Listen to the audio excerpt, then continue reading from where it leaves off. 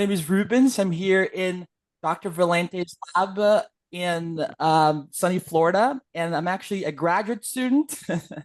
I'm on my way out. I'm in my fifth year, and actually would love to do science communication when I graduate. I'd love to have a job as a science communicator. So hopefully, at the end of the talk, you'll be able to tell me whether I have a future on this, or maybe I should look for something else to do. I want this to be very chill and very informal. So if you have a question, please let me know. Unmute yourself, put it in the chat. I want this to be as informal as possible. I want to be able to walk everybody through this. The hopes from Hope, which is a collaboratory that we're part of, will probably be familiar with some of the concepts I'm going to talk about. But I really wanted to go through all the basic stuff so that everybody's on the same boat, and hopefully we walk away knowing what block and lock is, which is my biggest goal is for if you go to a conference or you talk to some people that ask you about block and lock, you're going to be able to explain to them. That's the goal for today. Okay. So just a preview slide. The main question that I keep asking myself and that people at Hope are asking is whether we can use the block and lock strategy to actually cure HIV. The main finding, the sort of like the really big important things that I will try to get across is that yes, there's actually a lot of preliminary data that we have from whether it's human cells or even from animal models that suggest that this particular strategy has a lot of potential. And there's a lot of really smart people, much smarter than me, who are working around the world to make this happen. We have a collaboration in Brazil and in Africa. We have people from all over the world working on this right now. So it's a very exciting project. The reason why it's important is because we're trying to effectively come up with this intervention, you might call it, a block and lock intervention, which would effectively put HIV into a deep coma that it cannot wake up from. It can sound a little confusing, but I'm going to walk you guys through that in a little bit. Basically, this is related to a cure because we think that if we're successful at this block and lock, this would allow people living with HIV to safely stop taking their ART medication, which is the ultimate goal. You should be excited about this because there are already clinical trials happening. So this is not just the cell culture kind of, we're actually playing in the major leagues as far as developing new therapeutics is concerned, which is very, very exciting. So I'm really looking forward to explaining all this. I think the first thing I wanted to talk about is kind of like what happens as far as the levels of circulating virus and once there's an HIV acquisition. Okay, so once there's an HIV acquisition, you have really high, the levels of viruses go up. And then these levels will remain high until that person starts taking their medication, right? Which we know is ART, and we all know that ART is able to really powerfully and successfully suppress levels, right? The point the person becomes undetectable. That person, as we know, cannot transmit HIV and can live a long and normal life. The problem is, though, as we know, is that ART by itself does not represent a cure, right? And if that person were to stop taking treatment, that you'd have then rebounded the virus, which is not great. Okay, so what we're trying to our rationale and what we're actually trying to do is by effectively change this dynamic. Okay, in the sense that we want to add another class of drugs, which are transcriptional inhibitors. It's a mouthful, but you'll find out what these are in a second, whereby this particular person is able to effectively take these drugs for an extended period of time to a point where that person will effectively be able to completely silence the HIV and completely, again, like I said, put it into a very, very deep coma where it cannot ever awake, even if that person were effectively to stop ART. Okay, so that is the goal. The goal is let's add another class of drugs to the already existing ART therapy so that that person in the future will be able to effectively remove that, because unlike ART, these transcription inhibitors have a little special thing that they do, which will relate to the cure. And I'm going to walk you through what they do now. So I wanted to go back, and this is a funny picture because I was going through my slides and I sent them to Susanna. And Susanna, she emailed me back and she was like, "There's a naked guy in your slides." I was like, "There's a naked guy in my slides." So I rushed into her office, and actually, I didn't, I didn't like cover this, and so I made sure to do this for this talk. Thanks, Susanna. Anyways, as we know, we are effectively a compilation of cells, right? We have cells, and as these cells get together, they become tissues. These tissues get together, organs. Now we have organ systems, and then you, right? That's effectively kind of like how I like to look at a human being as basically a lot of cells packed in together. If you were to like get a very small microscope and look at this one particular cell, which is the basic unit of life, there's a couple of like important things about the cell, which is of course the cell membrane, which kind of keeps everything together. You have a nucleus, and more important, you have DNA. Okay, and this is going to be really, really important. I know I'm starting very basic, but believe me, it's going to get it's exciting in a second. And this is why I think if you're watching this, you're amazing, and I think everyone is amazing because if you take the DNA, okay, that you have within a single cell, one cell, okay, that's about 6 feet. I'm technically 6 feet, maybe 5'11". I don't know. My driver's license says I'm 6 feet, so I guess we'll go with that. But that's as tall as me. That's in one cell, okay? If you were to take all the DNA in your body and you were to stack it on top of each other, you can go to the sun and back. You can go to the sun 300 times. So you go to the sun and back 150 times, which is for me is just insane, right? You have so much DNA in your cells, which for me, when I first learned about this, it was quite staggering to learn. And the first question to my head is, how is that possible? How is it that we have so much DNA in our cells? How did our cells make this work? Oops. Is it glitching a little bit? Just a little bit here. But how is it that our cells were able to have so much DNA in them, and yet we're not that big? The ability of our cells to actually have so much DNA is by packing it all together. Okay, so we're able to pack that DNA and really coil it up into what we know as chromosomes. So chromosomes are nothing but really tightly packed DNA. And as you can see, this is why we're able to have 300 trips worth of DNA into our bodies by really tying that together inside of chromosomes, okay? Now, okay, so I keep talking about DNA, but why do we even care about DNA? Why is DNA important? DNA is extraordinarily important because it has every single recipe for everything that makes you, whether it's your hair, whether it's your skin, whether it's your nails. Every recipe in your body for everything that you make it yourself is in the DNA, okay? But there's a couple of things that need to happen before you go from the DNA to the protein. The protein, you would call it as the final product or the final dish, right? As if you will, okay? There's a couple of things that need to happen. The first thing that needs to happen is transcription, which is when you go from a DNA to RNA, and then you have translation when you go from RNA to protein, okay? If you don't know what these terms mean, don't worry. I just learned about them the other day too. And one good analogy that I have for transcription and translation is my grandma. Okay, so my grandma in Brazil. If you've been to Brazil, you've had pão de queijo. Pão de queijo are these cheese things, cheese puffs. They're absolutely delicious. If you ever go to Brazil, you need to have them. Okay. But my grandmother has her recipe book, which she's had over her life, okay? And she has all the recipes that you can imagine. And I always wanted to make my own pão de queijo in my own apartment because, she lives away from me. And I couldn't just take her recipe book and bring it over to my house, okay?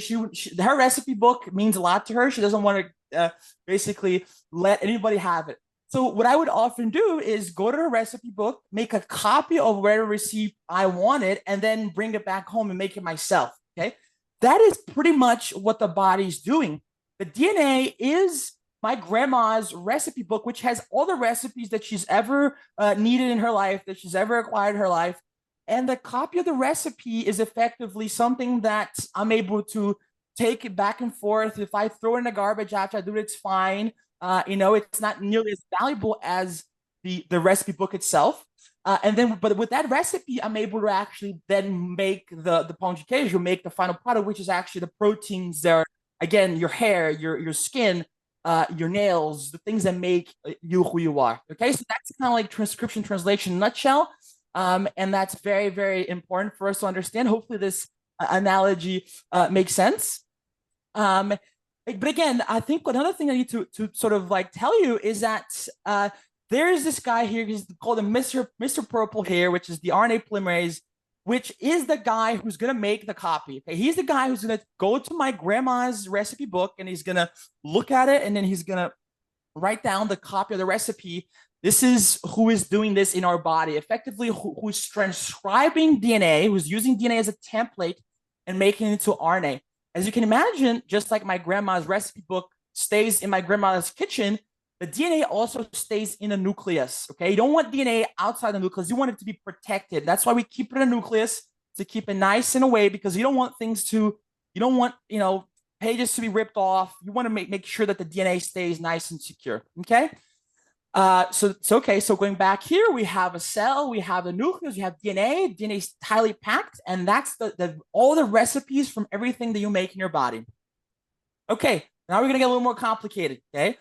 So if you were to unwind the chromosomes, you'll see that the way that the body actually wraps up the DNA, the way that we're able to actually have so much DNA, 6 feet into one cell that we can hardly see it, is by wrapping around a protein. So you have a nucleosome here. So the line here, this blue line, is actually the DNA, and this big ball here is a histone. So you have the DNA wrapped in these histones, which is allowing, as you can see, to reduce the length, the overall length of the DNA. And you also have epigenetic marks. Okay, so don't let the name scare you. These are just chemical things that your body puts on these histones, okay? And these epigenetic marks is where all the block and lock strategy is relying on, okay? So very, very important. So let's talk about these epigenetic marks and what they are. So as you can imagine, your body we can't have your body making all the recipes all the time. Your body needs a way to figure it out. We should be making we should be making insulin because you just ate a big McDonald's, or your body has to control whether you should be cranking up the production of pão de queijo or whether we need to slow down the production of pão de queijo. The way that your body controls this is by these epigenetic marks, okay? So on the left here, this is the on configuration where your body is saying, okay, we need to produce insulin. We need to make more hair. And the reason why this is important is because the histones now, once you have the green marks, the histones are kind of going to separate away from each other. And when they separate away from each other, there's going to be enough room for Mr. Purple to get in here and start making the copy, okay? So if Mr. Purple has room, he can get in here, make the copy, and then the protein's going to be made, okay? If you are now on the off configuration, there's no room between the histones for the Mr. Blue to get in there. If there's no room, Mr. Blue cannot make the copy. And if the copy can be made, well, then pão de queijo is not being made, right? Because there's no room for him to make there. So this is the off. So you have on and off, and your body is kind of controlling that for all cells in your body, for all the proteins that your body make all the time, which is really cool. Okay, now Rubens, let's finally get HIV. Excuse me, can I ask you a question, Rubens? Yeah, of course. So basically those epigenetic markers, are they making those histones closer together or further apart so the copies can be made? Is that literally what's happening? Like That's what you're really there? what is happening. Okay, That's great. really what is happening. If you were to like have a really good if you're able to look if you're able to come up with a really powerful microscope, you would see that the epigenetic mark we call acetylation or methylation. Right. You literally have these histones, whether they're really close together or they'll start relaxing and making room for Mr. Purple to get in there. That's literally what is happening So yeah, you're absolutely, you got it. You Great. understand. I was just wondering if that was literally what it was happening between them. Okay, great. Thank you. Yeah, we call it like relaxation, and yes, but you got it. Thanks for your Sweet. question. Yeah, please Um, feel free to post your questions in the chat so that Rubens can answer them during his talk. yes, absolutely. Please. Otherwise, if questions come, then I understand. It makes me feel good that you guys are understanding. When nobody asks questions, I get a little concerned. uh, so okay, so HIV, that's what we're here for, right? And let's bring now HIV to this conversation we'll be having about DNA. Okay, so how does HIV actually get into a cell? Well, HIV has a special key. Okay, it has a special key to the door that allows it to get into the cell. Okay, and so effectively, the HIV has the particular key which is going to make contact with the door. It's going to get inside of the cell. Once it gets inside a cell, HIV does something interesting. We've learned about transcription, where you're going from DNA to RNA. HIV does the opposite. So HIV is an RNA virus. So you go from RNA to DNA. So it's going backwards. It's almost like it has the copy and then it goes back to the recipe book, which is interesting. But the main thing I want you to understand here, and if you don't take anything else from this presentation, I want you to understand that HIV is able to integrate inside the genome. Okay, so it is literally able to get inside of your DNA. That is really powerful. It's one of the reasons why HIV is incredibly difficult, which is why we've had many decades of study, right? And we're still trying to cure this because it gets in your DNA. And so what's happening here is that once this integration is established, now this particular cell is going to be harboring what we call the provirus. So the DNA, okay, the DNA, so the recipe that the virus needs to make more of itself. Okay, that's basically what's happening. If you have an infected cell, then you effectively have you could have the on configuration of HIV, where again, the same thing that your body is doing with insulin, with other proteins in your body, HIV is also going to be doing. Okay, it's going to be regulating whether it's going to be on or off. If it is on, then you have the room between the histones, okay, within the HIV provirus. But now, rather than making insulin, now your body is going to be making more HIV particles. Okay, it basically is going to be making the HIV virus, and so now you have, once this is on, you have transcription, which is DNA to RNA, and then once the RNA is made, you then have a viral release. Okay, so this is when the cell is actively producing virus. Okay, now there's also the other possibility, which you might have heard as the reservoir, okay, or the latent reservoir, which is effectively when the HIV provirus, meaning the DNA that codes for HIV, is inside of the DNA, but the histones are very closely together, so there is no way for Mr. Blue, Mr. Purple to get in there. If Mr. Purple can get in there, that cell is not going to be producing virus. Okay, so this is why this is really important: is that you have a cell which effectively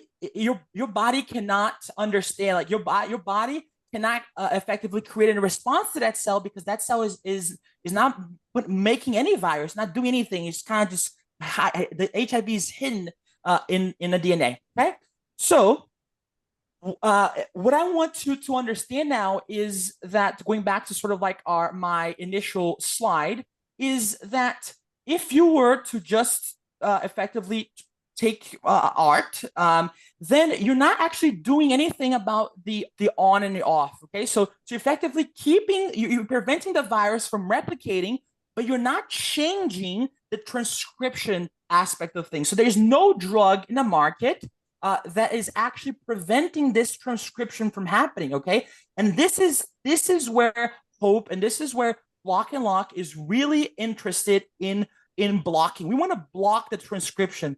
We want to make sure that the DNA that codes HIV is unable to produce the copy of itself. It's unable to produce the RNA, because if that's the case, then none of this is happening, right? There's no assembly of the virus. There's no release of the virus. Okay. And if you do that, if you're able to block transcription for long enough, okay, then what will happen is that those histones, okay, will get so closely together and it was so closely tightly packed that they can never go back to being open again, which is effectively you're putting the virus into a deep coma, as I like to call it.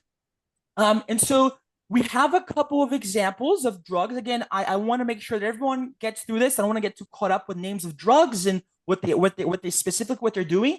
But this is where the game is being played at Hope. It is literally creating a stop sign at this transcription, preventing this transcription from happening. We have two drugs that we're very excited about. One of them is DCA. The other one is spironolactone, which is very exciting. Can I stop you for a second? There's a couple of questions that make me realize that people don't understand about the reservoir, and that's what prevents people from getting cured, and that what you're trying to do, what there is this reservoir that the HIV medications, the ART medications that everybody takes now, that they don't touch that, just as you try to explain. So it may be a good idea for you to talk a little bit about the actual reservoir process and how that fits into what you're saying. Does that make sense? Yeah, absolutely. So basically the reservoir, I would call it the reservoir, right? Which is, for me, the reservoir is effectively a cell that has been infected, right? That harbors the HIV provirus, which harbors the little piece of DNA. And like I said, no intervention that is currently available as far as the ART is concerned is doing anything about the effectively is doing anything about the reservoir being reactivated. Okay, that is not a thing that ART is trying to do. ART is dealing with steps before the effectively the reservoir is established. So as the virus is running between from one cell to another, that's when ART is kicking in and preventing the virus from running loose, right? But no ART therapy is going to cure somebody because it is not addressing this particular reservoir, as I brought up. And so what the transcription inhibitors are doing, effectively blocking this step, is that they are creating a permanently silenced reservoir, meaning a reservoir that can never be reactivated. Okay, so it's a reservoir that the HIV provirus remains in a cell; it's still there, but that cell can never wake up. That cell, that HIV can never produce more of itself because it has accumulated so many of these red dots, so many of the negative controls, negative epigenetic marks, that this particular cell is never going to be able to produce HIV again. So that's why we think that this strategy has the potential to allow people to effectively, safely stop their ART treatment, because now that HIV is blocked and it's locked. It is locked in this particular configuration where even if you're not taking that particular drug, these epigenetic marks will remain. Okay, so these red dots will remain there permanently. And if these red dots are remaining there permanently, what we call the methylation patterns, then that person will be able to live a long, healthy life without ever being able to transmit, without having to take a medication. So that is the goal of Hope, is to block and lock the virus into this latent, what we call the silenced stage, where the virus is not able to run loose anymore, even after you discontinue the medication. Okay, does that make sense? Yeah, we have another question that you want to do this, Michael? Hold on, let me stop. I want to ask because I don't think it's clear. So when you are making these spaces between the histones small and you're locking them up, is that affecting all of the rest of the DNA or just the HIV embedded DNA? That's a fantastic question. Fantastic. So the drugs that I am talking about here, DCA. So these particular drugs, let's talk about DCA for a second. DCA is a drug that only affects a protein. It's an HIV protein. So it's a drug that affects TAT, which you might have heard of. And so you are specifically affecting the transcription of HIV. You are not having a global effect on other genes in your body. It is a specific, and it's a tailored drug to HIV. So you're effectively only creating this restricted and highly silenced within the HIV locus, what we would call it the HIV DNA. Does that make sense? Yes. So it's a specific thing, not a broad. You're not going to be, the person is not, because obviously you're on the right track here. You don't want to mess up your body's ability to regulate genes, right? You want to focus on, you want to permanently silence HIV, not to permanently silence the gene that makes insulin, for instance. You want to make sure this is a specific approach. What we're trying to do is it's create drugs that only affect the HIV, not the rest of the body, not your body's ability to do this normally. Excellent question. Let me just let me say another important thing about this, which kind of like it's a nice follow through. The reason why I particularly am very hopeful about this, and I think that this particular strategy will work, okay, is because your cells are already doing this, okay, like exactly like you brought up. Your cells are already doing this, and they're doing it really well. Like if you think about your pancreas, those are the beta cells in your pancreas are the only cells that are making insulin, right? Like you don't have your neurons making insulin, but the DNA within your pancreatic cells and your neurons is exactly the same. The DNA within every single cell you have is the same. So your body is able to effectively, for all your life, make sure that insulin is never made anywhere else but in your pancreas. So we're scientists, we like to think we're smart, but really what we're trying to do here is to basically do something that your body is already doing. We're just trying to help it do it for the HIV situation. And the other really interesting, which this is for me a really important point, is that not only is your body doing it for regular cells, regular genes, but your body has already done this for other viruses just like HIV. In fact, you are, if you're watching this right now, you are 8% virus.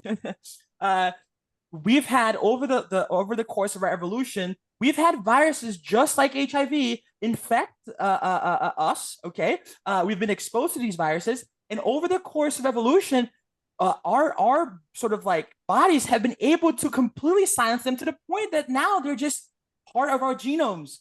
So this has already happened with other viruses, very much look very similar to HIV, which they're called retroviruses. Okay, and so for us, it is completely reasonable to think that if your body's doing this on a regular basis for a bunch of other genes, and we've already done this in the past, in our historical past, with other retroviruses that are really similar to HIV, then we think that with the right tools, with the right drugs, that we're going to be able to achieve the same with HIV. Does that make sense? You know, I think Jeff Berry had a question a little bit earlier, and Siggy and Patricia have answered it. But I think it's in other words, he asks, is the reservoir a place or a process? So I don't think that people realize that you have this latent. Some people think it's all latent. Some people think it's partially latent, but it's this whole other thing that is, you know, I always say it's like, you know, a herpes sore. Okay, it goes a lot. It's latent. It's dead for the most part, not dead, but it's not active, and then it comes alive. So that's what it is about HIV. You always have this cooking pot of stuff that's ready to pounce. Is that helpful? I think is.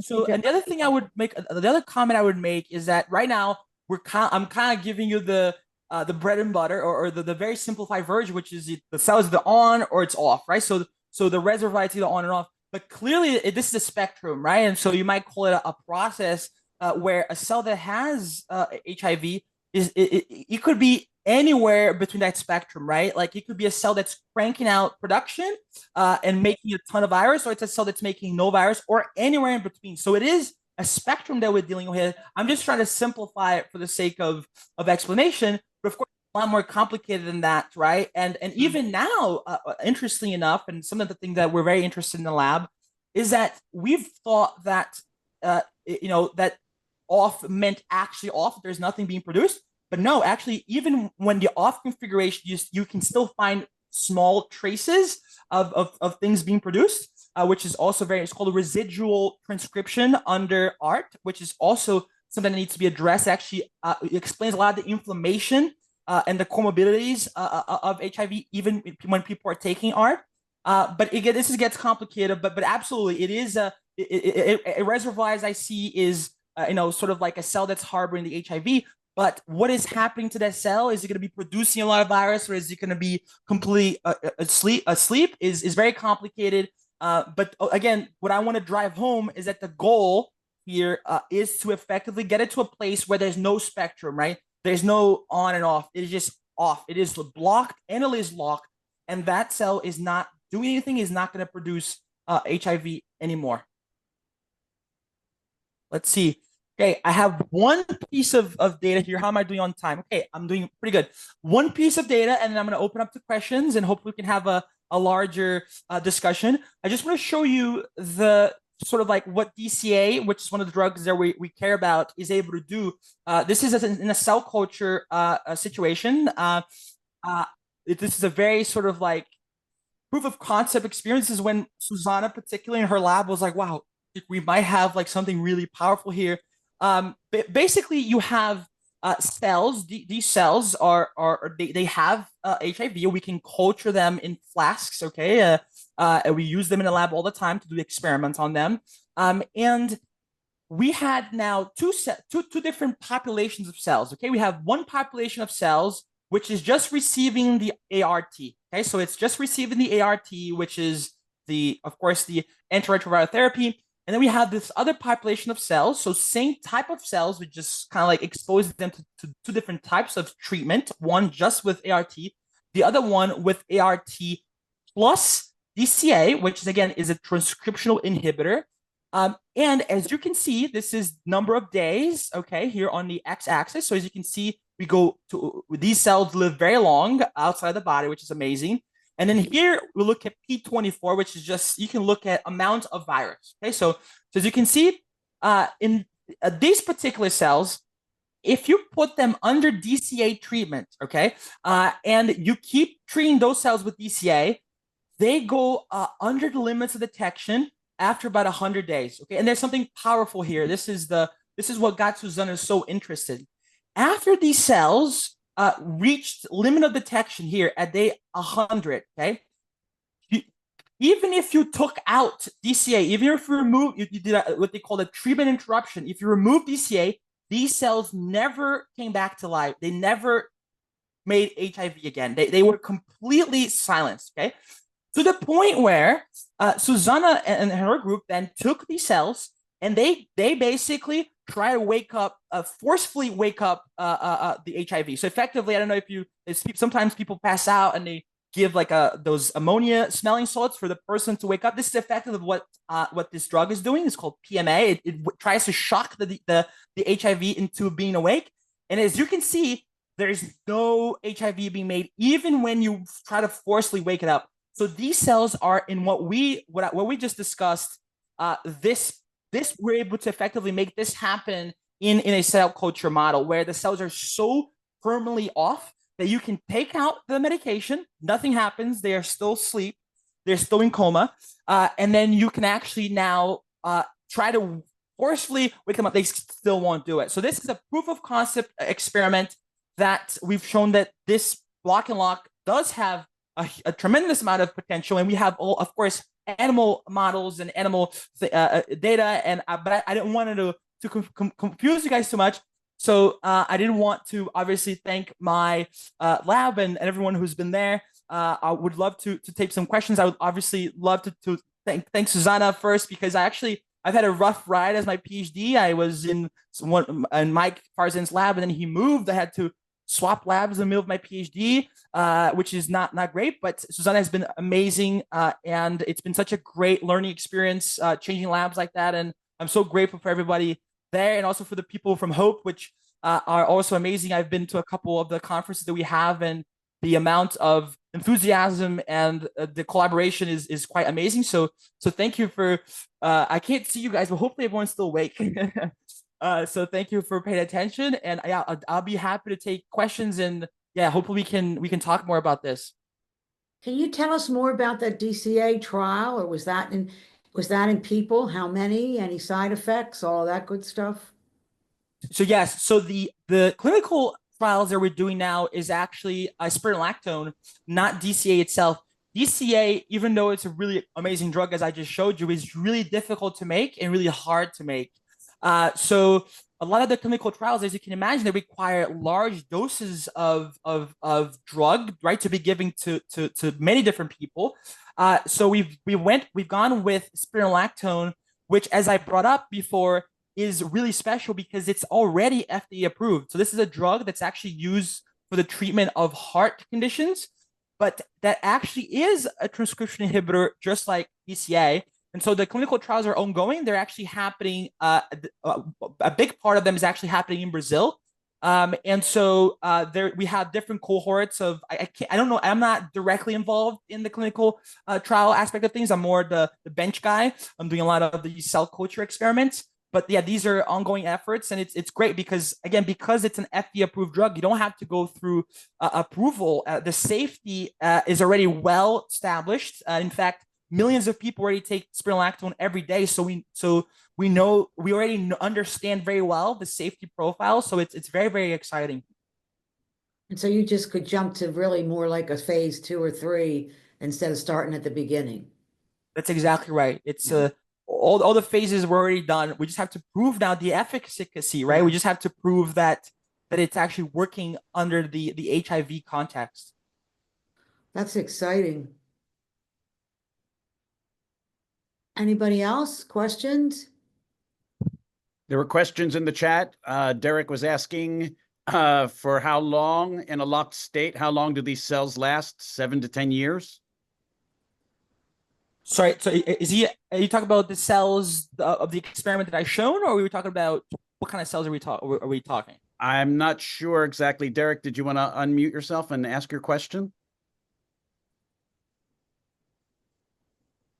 Sorry about that. Yeah, I was asking for the cells that are in the locked state. So I guess it is from the experiment, though is there an estimate of how long these cells live? Yeah, that's a great question. So these are HeLa cells, HeLa CD4 cells. Hila, I love her. Yes, yes, I love her too. I mean, it's a small tragedy, to be honest. What's happened to? I mean, I try to honor her memory by putting her cells to the best use. But yes, these are HeLa cells. These are HeLa cells that are able to harbor an HIV provirus. But the beauty about, and the reason why her contribution to science has been so powerful, is that these cells live pretty much forever.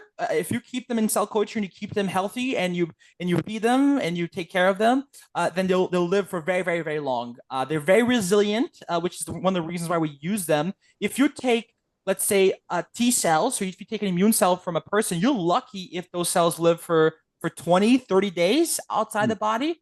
But as you can see here, this experiment alone, we have 250 days. I've personally, I have cells that are now up to over, they've had 2 birthdays and they're still rocking. So it's just quite amazing the amount of time they can stay in culture. A great question. Siegfried was asking us, have you compared the effects of block and lock to protease inhibitors, which also work post-transcriptionally? Yeah, that's a great question. We haven't looked, we haven't compared those side by side, but let's see here. Yeah, so I guess, but what I would say is that obviously the benefit of actually blocking transcription rather than something that's downstream is the accumulation of those epigenetic marks, right? So I don't want to speak off the top of my head, but I haven't seen a protease inhibitor have the same sort of phenotype that we see with transcription inhibitors, right? I don't see that by effectively blocking the proteolysis that you would then cause an accumulation of epigenetic marks. So, but that's interesting. I'll be interested to see that. But if I were to guess, from my gut feeling tells me that transcription inhibitors, because they're actually affecting the DNA locus, that these drugs are going to be more effective and more powerful in actually inducing this block and lock conformation rather than something that's happening downstream from it. Does that make sense? Hopefully it makes sense. Jose was asking, what class of drug are the two examples that you gave, DCA and then the spironolactone? What class of drugs are they? Great question. So DCA is a TAT. So it is a TAT inhibitor. So one of the, we go back here. Let's see here. So if I go back to my slide, one of the proteins, okay, within HIV that is really, really important in effectively modulating, so effectively controlling this transcription is TAT. So I would almost, I think we've used a silly example, but if transcription or HIV transcription is a car, then TAT is the fuel that causes the car to move through. So effectively, what DCA does, it binds to TAT and it prevents TAT from allowing the car to move. So obviously, you still have what we call residual transcription. So you still have transcription that does not rely on TAT, but most of the transcription we see within HIV is caused by TAT, and DCA is effectively able to completely to effectively block TAT, prevent TAT from actually binding to TAR. And again, I'm going to start throwing some words there, but and then that's effectively how DCA is working. Spironolactone, on the other hand, is not actually affecting what we would call elongation. It's actually affecting initiation. So spironolactone is an XPB degrader. Okay, so it binds to XPB, which is a protein that's again also involved with transcription, and it's able to prevent transcription. So these both these drugs are transcription inhibitors. They both prevent, again, the copy of the DNA from being made, but they do it in two different ways. And like I said, spironolactone is a drug that's used for heart disease because it also has other effects, right? So it's not a very specific drug. So it does do different things. So in fact, we have people who take spironolactone, they're going through gender transition. So that's another thing that spironolactone does. It's able to bring down testosterone levels. So it's not a very specific drug, but we have found that in a context of HIV that it is able to robustly suppress transcription. So hopefully that answer the questions. But those are the classes. DCA is a TAT inhibitor, and spironolactone is an XPB binding that causes degradation of that particular protein, thereby preventing transcription from happening. And Rubens, could you speak a little bit more about that? Because we had a question in the chat that was asking about how this might interact with transgender hormone therapy. And so if you could speak a little bit more to that specific drug and its interactions with the hormone therapy that people might be taking. Sure. So it's all about the dosage of spironolactone. And if this goes right with Linda's question as far as clinical trials. So in Brazil, particularly, a lot of individuals who are going through transition, they actually take spironolactone at really high dosages. And they do that because spironolactone is also an androgen receptor antagonist. So basically, at higher doses, we're talking 400 milligrams, okay? At 400 milligrams, then people who are going through transition will take spironolactone in order to effectively block androgen receptor and to facilitate that transition. And so we have some of the clinical trials that are ongoing actually involve using a transgender population that are already using that particular drug. Okay, they're already using spironolactone at high doses for their transition, and now we're looking at what that particular drug is doing to HIV. So it's kind of like it's the best of both worlds. They're already taking that medicine. We already know the safety profile of it. It's actually helping their transition at those higher dosages. And we also hope to see that those individuals who are living with HIV are actually going to have some of the block and lock, hopefully positive consequences. Thank you for that. Derek was also asking if there is a thought that is, is there a thought that this is a curative treatment, a series of infusions, for instance, or is it an ongoing daily, monthly, or quarterly taking of pills, or is that too far in the future to tell? That's a great question. I'm an idealist by nature, and so we're not exactly sure how long it's going to take, or how exactly is it going to be done. I would say that the longer, from where we've seen on these particular where we've seen on our proof of principle, these foundational experiments, that the longer you treat cells or animals with this drug, better outcomes you have, right? So it might take months, it might take years before that person can safely, effectively stop taking their medication. But we're not sure about that yet.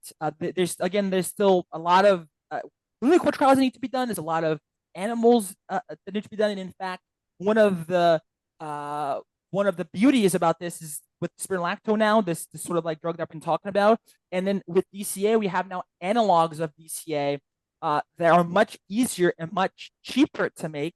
So we also have exciting rhesus macaque studies. They're hopefully going to be ongoing soon with these sort of DCA analogs. And so the short answer to your question is we don't know. Hopefully, it is a pill that you're able to take in combination with your art, and that hopefully after an X period of time, which we're still trying to figure out exactly how long that's going to be, you're going to be able to stop taking them altogether. Well, that's fabulous. Can I ask you a question before Michael goes on? So the TAT inhibitor aspect of it comes later in the process, and the spirulone it deals with initial transcription. Is that it? And more so in the beginning of the process.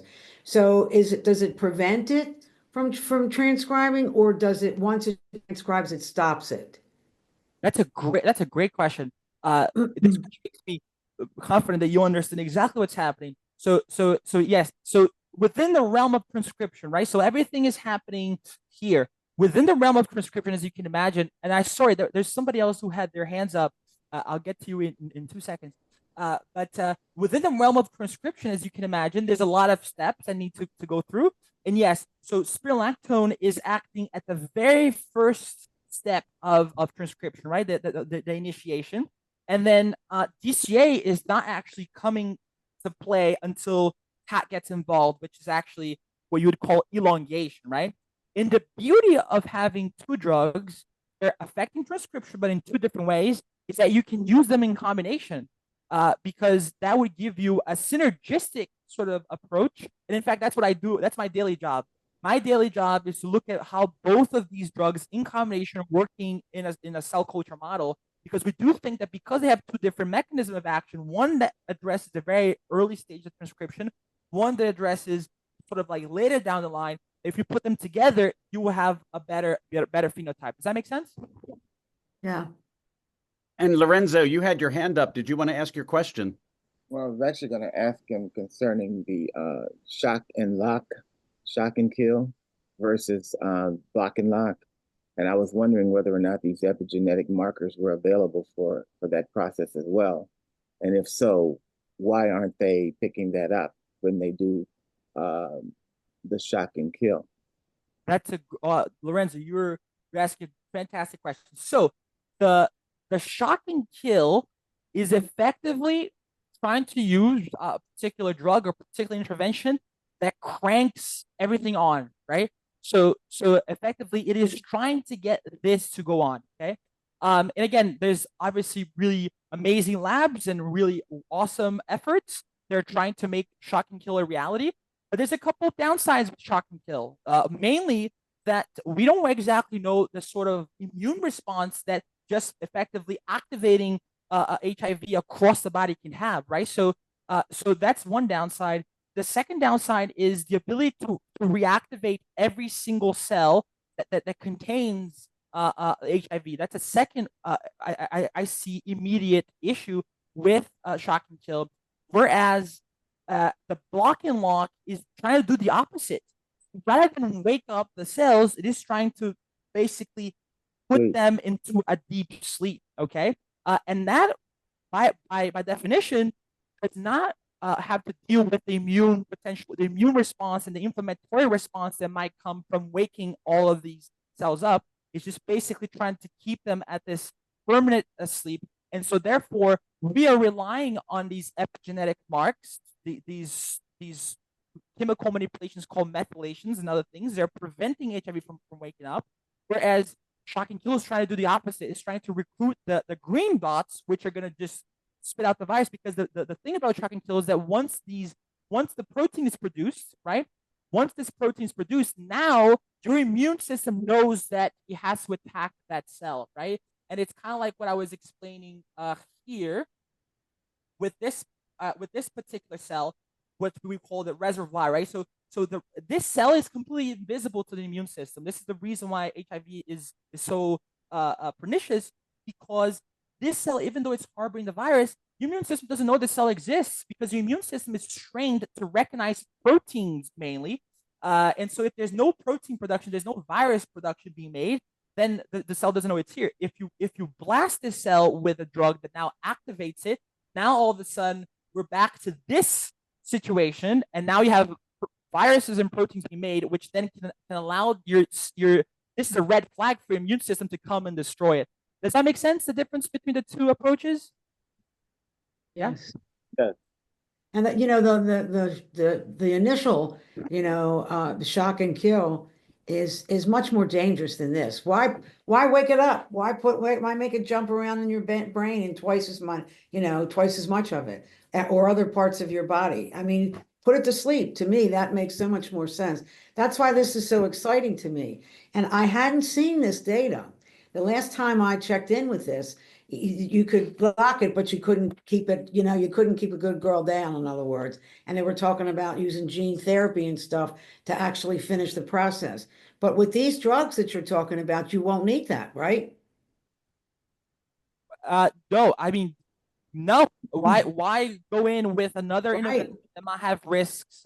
I mean, I think that these drugs are the future, and that why go the extra mile if you're already, Right. Right. So what it means is that you have your initial or your art therapy, and you add something to it that will actually affect the reservoir. What we have now doesn't affect the reservoir, doesn't kill this cauldron of constantly producing HIV cells. So these other drugs will deal with that as well. And the thing that's been keeping us from the cure will be in this new regimen. Absolutely. And oh, right. Happy day, baby. Patricia has her hand up. Yes, there was a question in the chat from Charles Brown, who was asking, can you, Rubens, share some of the reservoirs? What, examples of reservoirs in the body, and why there is a reservoir, and why in some places we have reservoir. And also, I wanted you to maybe comment on, the challenge of getting the drugs into all the cells, what we call, I don't like to use that military term, but the targeting, right? The vehicles that we would use to get these drugs to go where they need to go, and to go to all of these reservoirs, because when we think reservoir, we think the brain. How would we make sure that we get into those places that are hard to reach? Okay. Yeah, excellent question. And both of them are really good. The first one is, so what is a reservoir? Where does it manifestate itself? And why does it exist, right? I think this is a topic of debate. But I think what I can tell you for a fact is that, yes, like Patricia mentioned, the brain is a big deal because it does have a lot of this reservoir. It represents a massive location, right, if you will, that HIV likes to establish reservoirs. And so the establishment of reservoirs is really interesting. It's very complicated.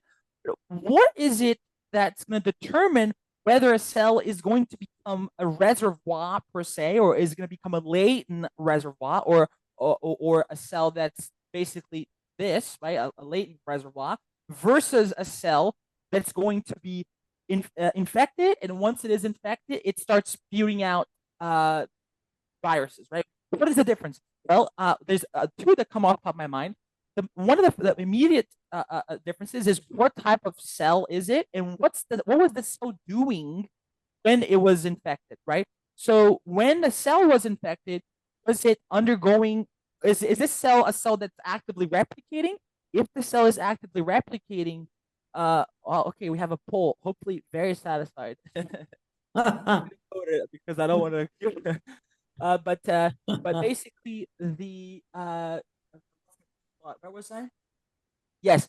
So effectively, what was the cell doing when it was infected? Was it replicating? Was it a cell that was already kind of dormant?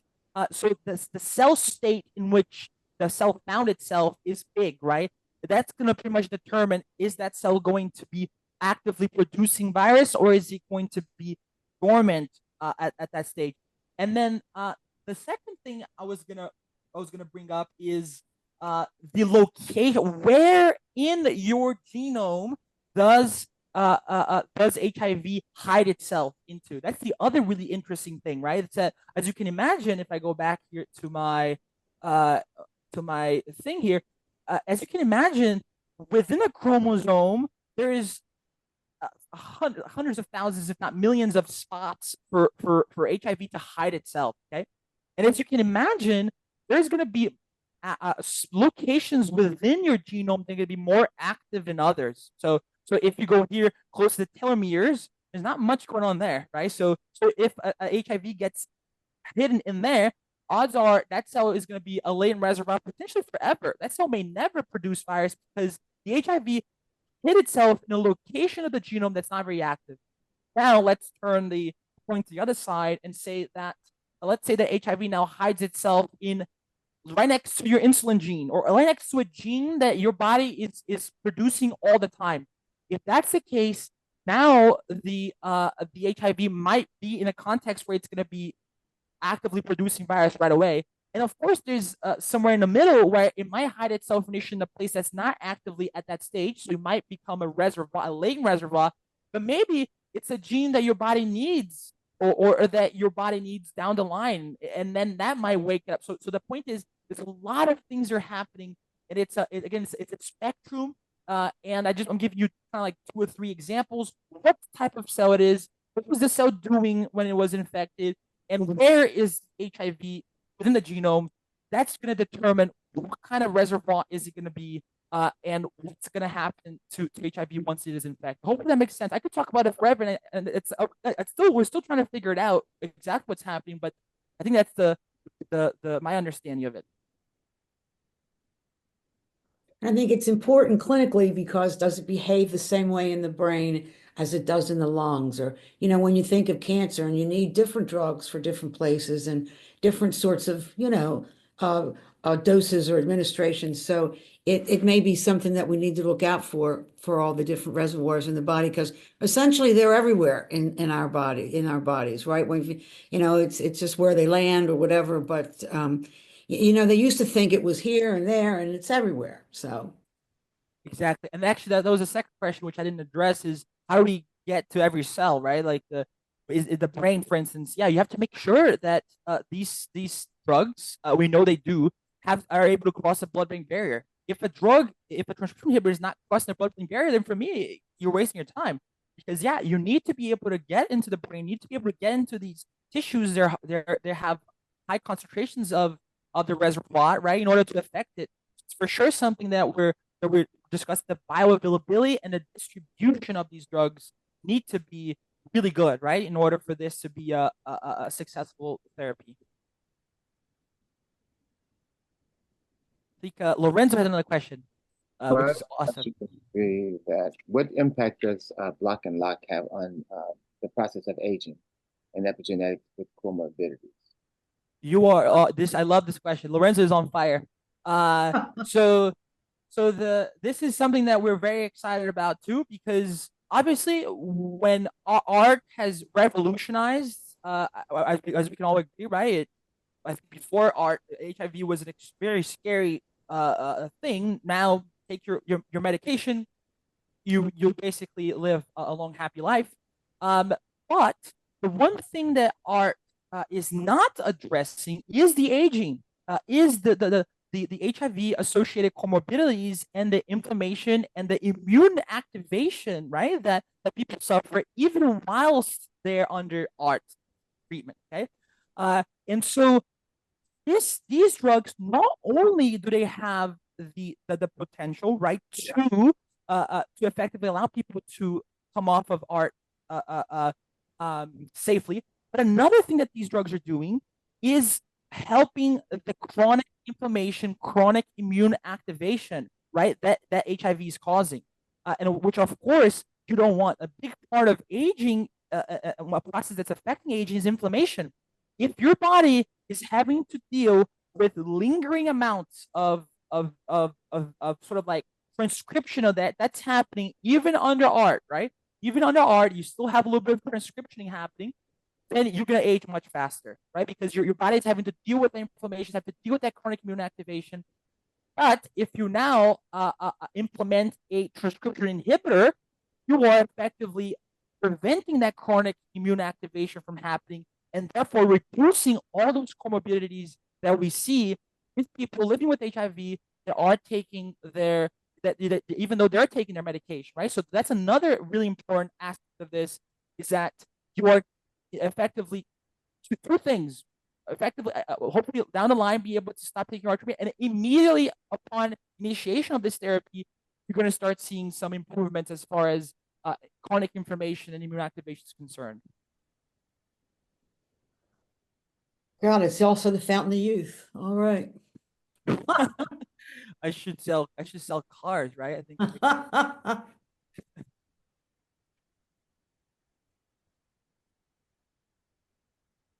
Any more questions in the chat, Michael? I No, how about Raif and Ebony? Yeah, that's why I'm asking. Yeah, I yeah. haven't seen one hand go up. I don't know why that is.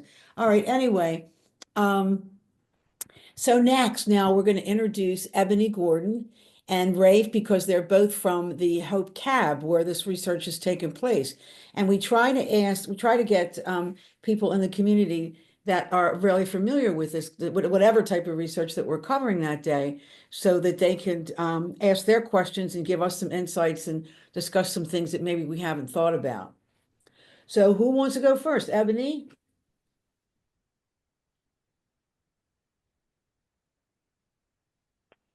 Hello, good morning, good afternoon, wherever you are. Ebony Gordon here with the San Francisco AIDS Foundation, who is a community partner for Hope.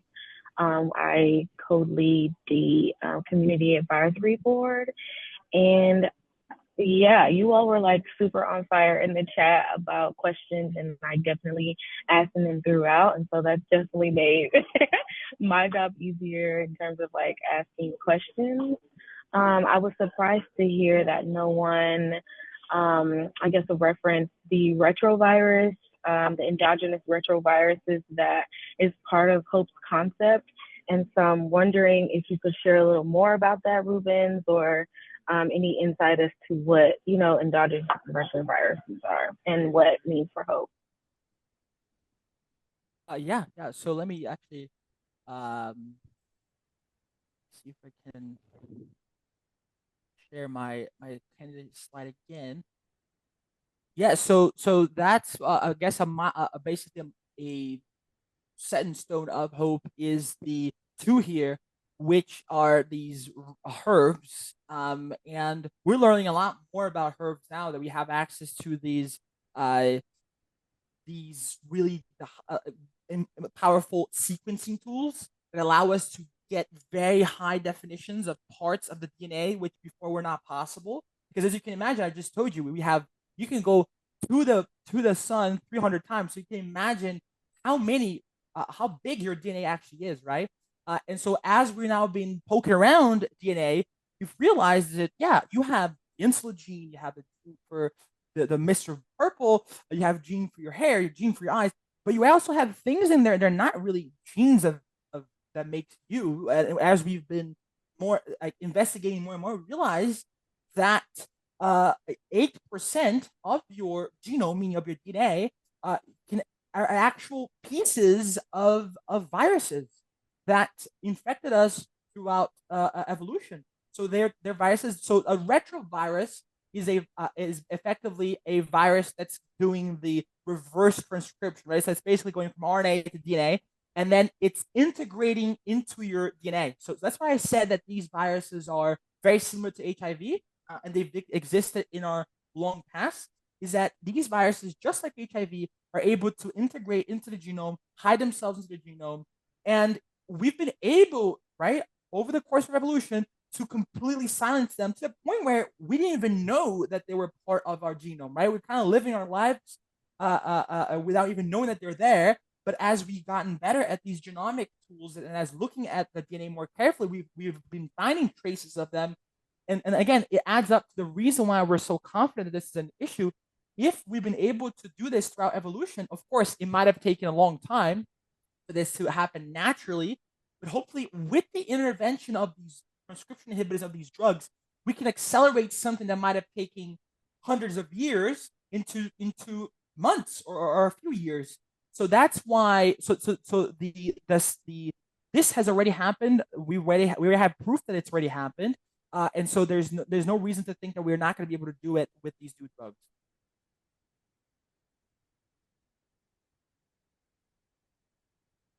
Thanks, Rubens. What about you, Raif? Sure, Rubens, first of all, thank you so much for being willing and able to hop on and host this fantastic talk. Super fascinating. I learned some new things as well. And you did a similar talk to this before for just the Hope Cab. And I mean, the improvements that you've made since then and the clarity, you're like the king of analogies. I definitely appreciate that. And your passion and your enthusiasm is so blatantly obvious. I don't think anyone can miss that. So to answer your question at the beginning, yes, this is your career line of work, 100%. So kudos to our attendees for asking such fantastic questions. You've answered most of my questions, and that really demonstrates a solid comprehension of your talk as well. I do have a few regarding, let's see, touching kind of on what Ebony was talking about with herbs and herbs. Is there a distinction though between HIV and silencing HIV versus, it's my understanding that a virus has to become part of the genome that is inside of like a zygote in order for that to be inheritable and then like a true herb. Is that true, or is there not a distinction there? Yeah, exactly. So obviously, so obviously we have 23 chromosomes, right? 23 pairs of chromosomes, which is why we do 23andMe. And so obviously you have somatic chromosomes and you have sex chromosomes, or they call gametes, or men are X and Y. Anyways, we have basically sex chromosomes too. And as we sort of like look into this, yes, in order for you to pass on something to your children, right, they have to be present within those sex chromosomes, right? And so effectively, the way that HIV is transmitted, like right vertically, sometimes, unfortunately, still is a reality where a mother will transmit HIV to a newborn baby, right, or a newborn son.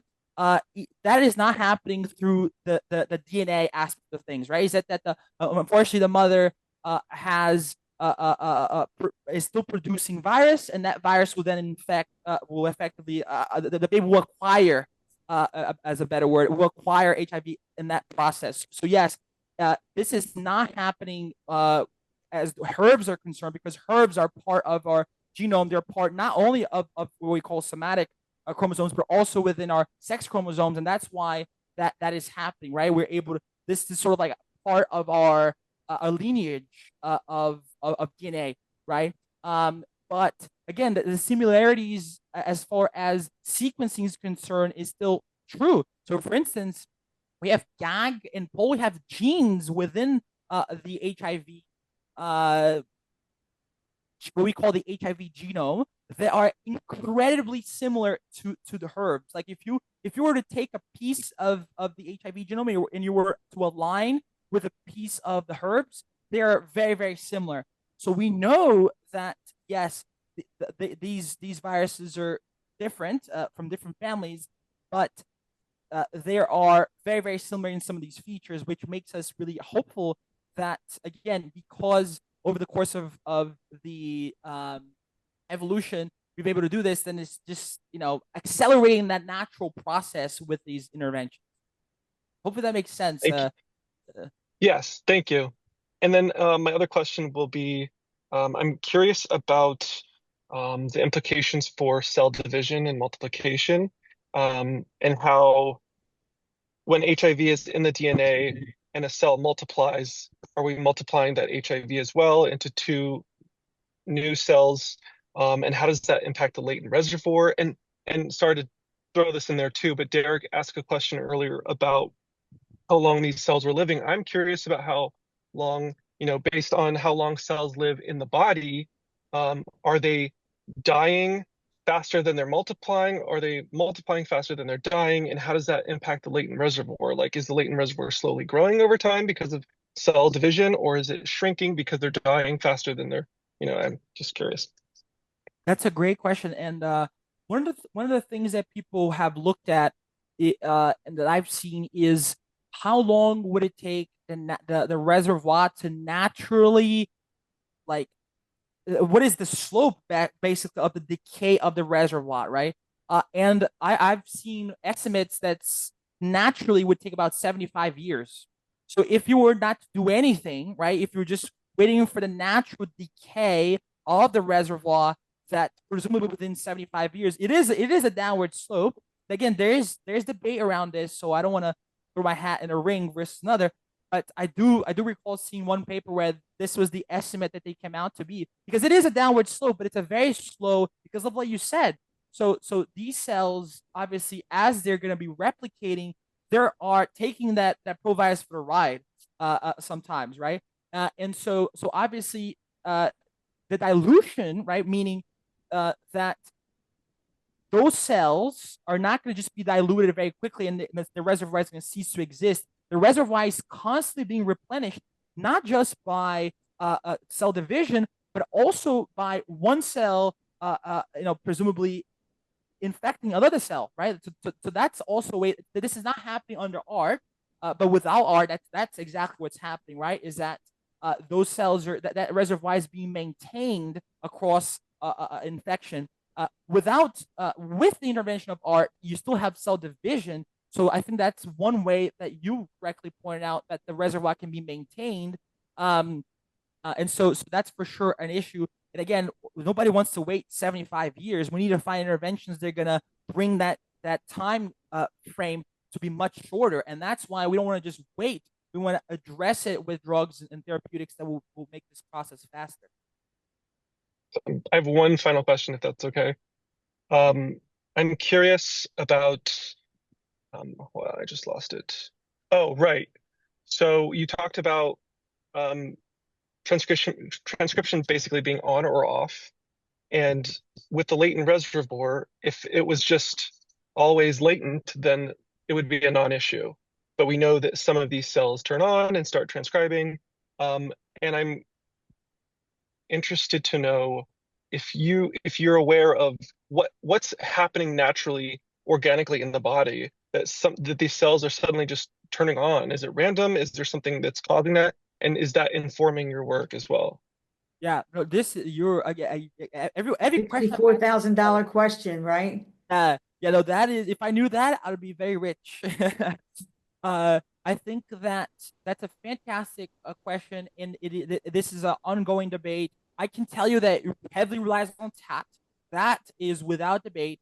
That TAT is modulating this interplay between on and off, right? So TAT is big, which is why it's a protein that we're very interested about in the lab, that we're always trying to come up with drugs, therapeutics that affect it, because TAT will always get the car to run, right? So effectively, if you have TAT expressed, then that cell is going to increase. But again, going back to what I said prior about where is HIV located within the genome and what is that cell doing, right? Is that cell undergoing replication and then maybe doing replication? Because remember, some cells are actively replicating, like hair cells.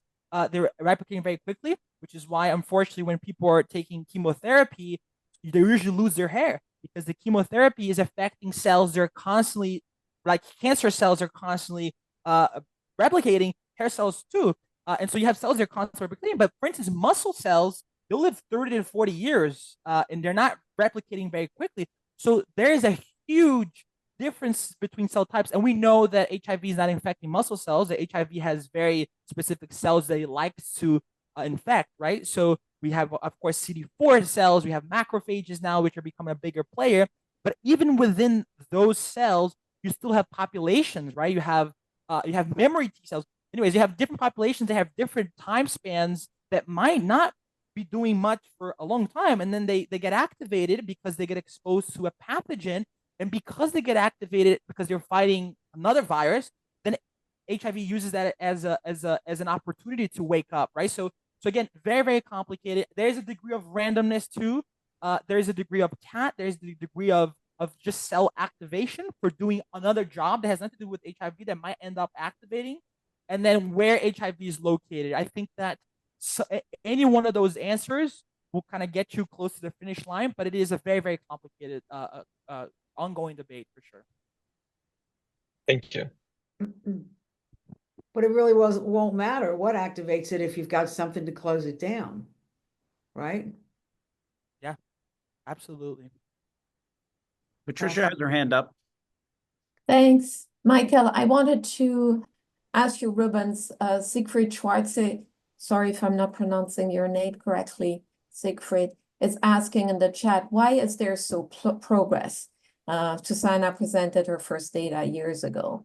Can you comment, Rubens, to what's been happening and, you know, some of the data, you know, at the next MDC conference in NIH is going to be shared coming up here in a week or so. But could you maybe talk to the challenges or comment on what Siegfried is asking?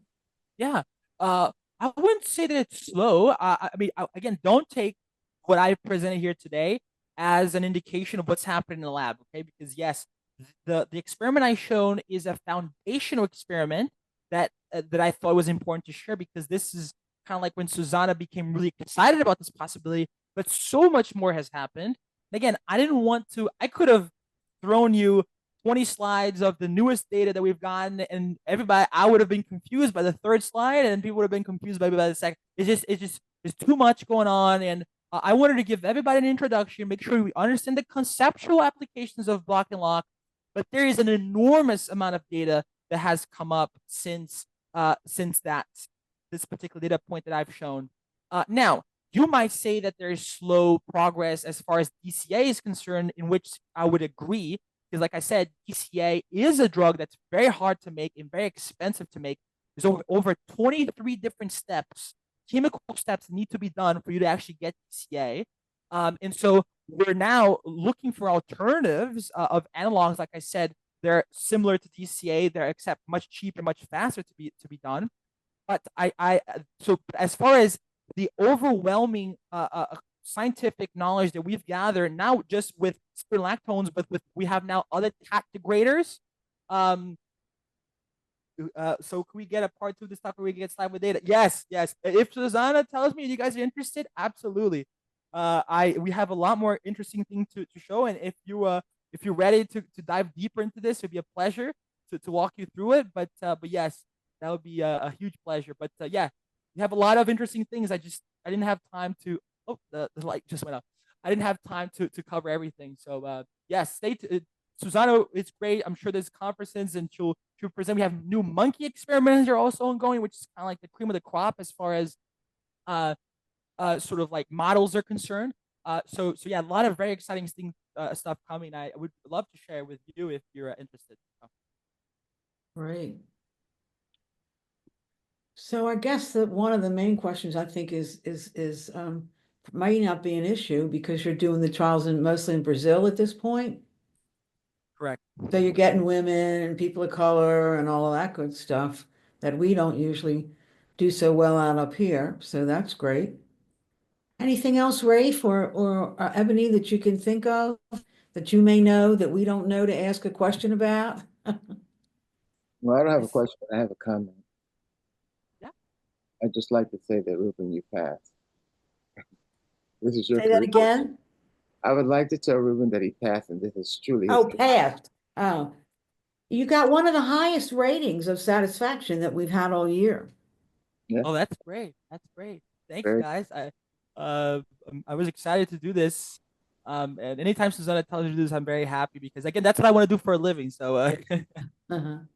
Well, being uh, with the CTG, I see this all the time, so I'm always in the research process. So I'm very happy to hear this presentation today. So thank you all for the input. great. Glad you liked it. Thank you for being part of it. Well, we've got 3 minutes. Anybody else? Michael, I do you have see. any questions? No. Anybody else? I see. Miss Green asked, "What is the dose of spironolactone being used in a clinical trial?" So we have again 2 doses mainly, but a spectrum between them. We have cohorts that are receiving the highest dose, which is in the order of 300 or 400 milligrams a day. So these are a transgender women who are undergoing effectively transition. So they were already going to take that highest dose anyway. So we were able to include them in our cohorts of clinical trials, and we also have uh, uh, uh, other sort of people who are involved in this clinical in this clinical aspect, which are in a much lower doses. So this is something that around the 50 milligram per day, 25 to 50 milligram per day. This is the dose that most people would take for heart conditions. So we also have that. So we're working with a spectrum of doses, but 400 being the highest, 25 to 50 being the lowest. And where we had to narrow down what is going to be the requirement of dose. What is the dose of spironolactone that that will allow us, right, to effectively robustly inhibit HIV and hopefully achieve this block and lock. Wow. I see here. So we've got a drug we've used. I can't see anybody's hands up. My thing keeps flashing. So Oh, hands I up, call on see them. that Jose Manuel asked, can you explain why this would be a time-limited therapy instead of a chronic on? Yes, that's also a very good question. Our hope is that this is not just going to be another drug that's part of your art cocktail, right? Like we don't want this to just be another drug that okay, it will definitely help with the inflammation and with the chronic immunoactivation, right? If anything else, it's worthwhile to include it in your art cocktail, okay? But we do think that the reason why this is a limited time therapy is because of the accumulation of the epigenetic negative markers that we're seeing. Some of these epigenetic markers that we see are permanent. Again, from the day that you're born to the day that you die, your beta cells in your pancreas are the only cells that make insulin, right? It's not like once you turn 25, now you have insulin being produced by your neurons. No, some of these epigenetic markers are permanent. And we don't know whether we're going to be able to achieve that level of robustness, but your body's already doing it, right? So we're kind of trying to modulate that to the HIV context, and that's why we hope that you're going to be able to take that medication. You're going to be able to effectively create that extraordinarily silenced locus, and then you're going to be able to take it off because it's as if now that HIV locus is really suppressed for potentially ever. Again, I don't want to get ahead of myself. I'm an optimist by nature, but this is where we're headed, and so it is a path for sure. Hopefully that makes sense. Yeah, no, it's really fascinating. Thank you so much. Well, we're at time. Any other quick questions before we go? Just want to reiterate that we have another session next month, again on December the 10th on behavioral sciences and what kind of studies people want, what they're willing to do, what they're willing to not do. So it's very important, we think, and hopefully you'll join us for that again. Thank you, Michael, and Rubens, Ebony, and Raif, and thank everybody who participated. I'm telling you, I mean, this group gets better every time. You know, the questions, the level of the questions were just really on the money. So thanks everybody for your attention and for attending. We hope you come back and see us again. Thank Thank you. you. Bye-bye. Bye. Great questions, everybody. Thank you so much.